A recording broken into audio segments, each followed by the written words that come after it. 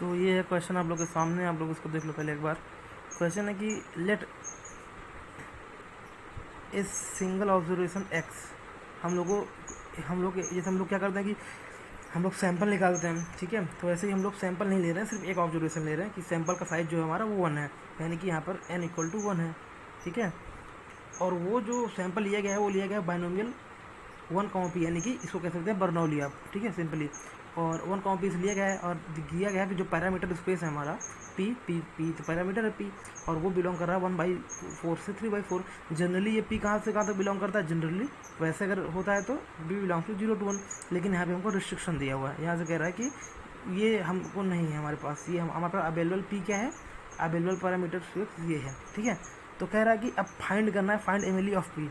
तो यार ये देखो बहुत मतलब ऐसे एक लाइन का क्वेश्चन आपको लग रहा है जनरली, लेकिन ये बहुत ही ट्रेमेंडस क्वेश्चन है। आई मीन जब मैं ये सॉल्व कर रहा था तो मुझे बहुत अच्छा लगा, बहुत बेहतरीन लगा। तो अभी मैं सोच रहा हूँ कि आप लोगों को बता दूँ, ठीक है। और जो लोग मुझे नहीं जानते हैं वो ये समझ लो कि आई एम एस्पिरेंट। तो मैं भी ऐसे वीडियोस मैं इसलिए बनाता हूँ कि थोड़ा अभी मैं ऐसे अकेले रहता हूँ तो मुझे थोड़ा इस वीडियो बना के मुझे थोड़ा अच्छा फील होता है। तो that is why I make this kind of videos. और मेरा ऐसा कुछ वो एम नहीं है कि मुझे कुछ कमाना वाना, ऐसा कुछ नहीं है। I am not a professional YouTuber. हाँ, पर ये है कि अगर मुझे टाइम मेरे पास रहता है, अगर आप में कोई ऐसा मुझे सीरियस स्टूडेंट मिलेगा, then I will make videos for him.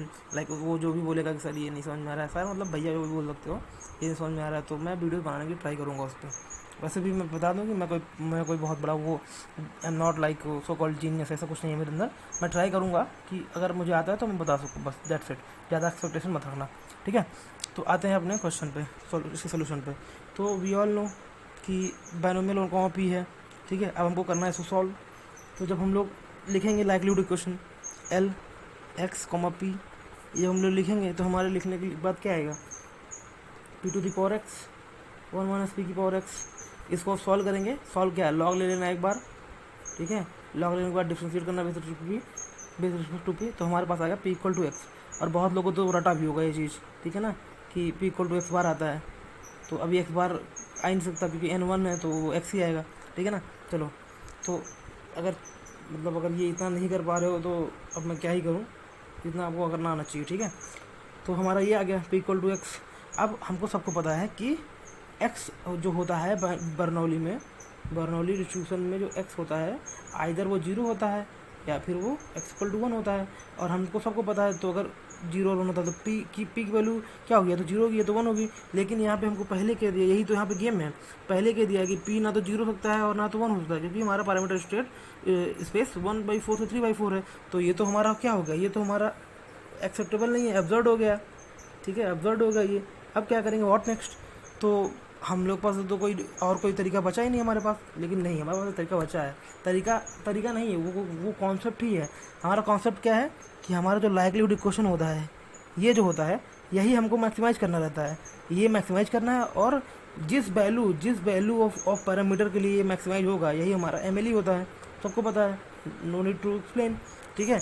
तो हम लोग अपना फिर से क्या लिखेंगे, हम लोग अपना फिर से लाइक्लीहुड इक्वेशन लिखेंगे। तो लाइक्लीहुड इक्वेशन लिखेंगे ऐसे, x p equal to 1 minus p. अभी रुकिएगा, आप समझ में आएगा। ये कब होगा, जब एक्स की वैल्यू हम लोग लिख देंगे 1। अगर यहाँ पे देखिए आप, अगर एक्स की वैल्यू से 1 डाल दें इस लाइक्लीहुड इक्वेशन में, तो एक्स वैल्यू अगर 1 डालेंगे तो ये 1 चला जाएगा, और ये सॉरी यार, ये होगा 1 माइनस एक्स, सॉरी, ठीक है। तो एक्स वैल्यू जब 1 डाल देंगे तो ये हो जाएगा 0, फिर तो ये 0 हो जाएगा और ये बचेगा। तो एक्स वैल्यू 0 पे, जब एक्स वैल्यू 0 होगी तब भी हमारा 1 माइनस पी मिलेगा, और जब एक्स वैल्यू 1 होगी तब हमको पी मिलेगा, ठीक है। तो अब यहीं पे आता है मैक्सिमाइजेशन, इसी दोनों को मैक्सिमाइज करना है। तो मैक्सिमाइज करना है तो कर दीजिए। अब पी की वैल्यू क्या है, पी बिलोंग्स टू 1/4 to 3/4। अगर देखिए, अगर हमको इस वाले को मैक्सिमाइज करना है तो इसमें पी क्या सिलेक्ट करें, इसमें पी सिलेक्ट करें 1/4।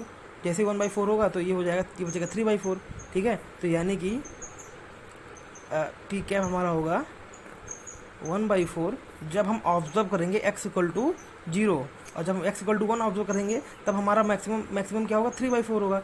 तो 3/4 होगा जब हम ऑब्जर्व करेंगे 1, ठीक है।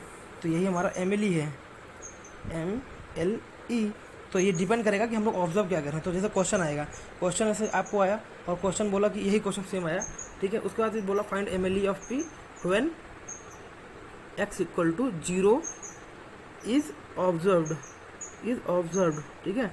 तो मतलब x equal to 0 is observe, मतलब बोला कि ऑब्जर्व किए हैं।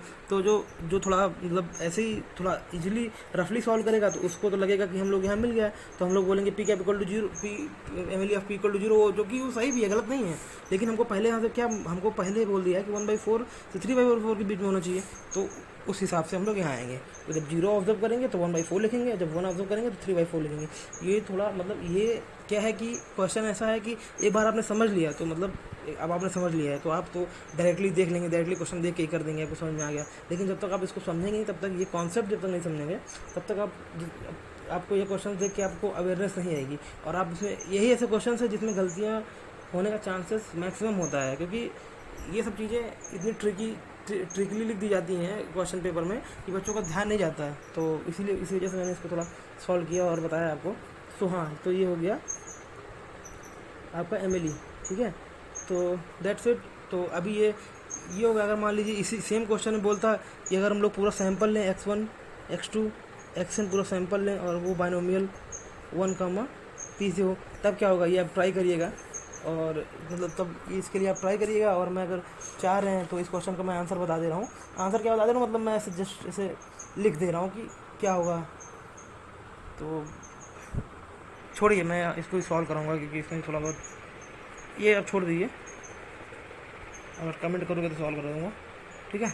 तो ये आप देख लो यहाँ से, ये क्वेश्चन था पहले, तो हम लोगों ने ऐसे सॉल्व किया, फिर यहाँ पे हम लोगों को ये मिला, पर ये ऑब्जर्व हो गया, ये माना नहीं जाएगा। फिर हम लोग को दोबारा ट्रिक लगा के MLE निकाल, ट्रिक क्या, दोबारा से कुछ और तरीका लगा के MLE निकालना पड़ेगा। तो वो तरीका हमारे ये है। देखिए आप लोग हर ऐसे क्वेश्चंस में देखिए बहुत सारे क्वेश्चन ऐसे आते हैं जो पैरामीटर पर डिपेंड करने लग जाते हैं, जो ठीक है थीटा, जिसमें हम लोग x1 xn निकालते हैं। उसमें भी देखिएगा हम लोग कुछ नहीं करते हैं, उसमें हम लोग इसी वाले फंक्शन को ही मैक्सिमाइज करने का प्रयास करते हैं, इसी चीज़ को। तो वही चीज़ यहाँ पे हमेशा यही करना है। क्वेश्चन में कुछ ऐसा कुछ खास रहता नहीं है कभी, मतलब क्वेश्चन मतलब ऐसा नहीं है कि एकदम इजी रहता है, पर इतना भी कुछ खास नहीं रहता है कि आपको उसको वो करना पड़े, मतलब उसमें बहुत आपको जान लगानी पड़े, ठीक है। बस आपको कॉन्सेप्ट अगर आपके अगर स्ट्रॉन्ग है, लोहे जैसे स्ट्रॉन्ग है, तो you are Iron Man if your concept is literally like iron, ठीक है। तो बस दैट्स इट। अब मैं इसको अपलोड कर देता हूँ।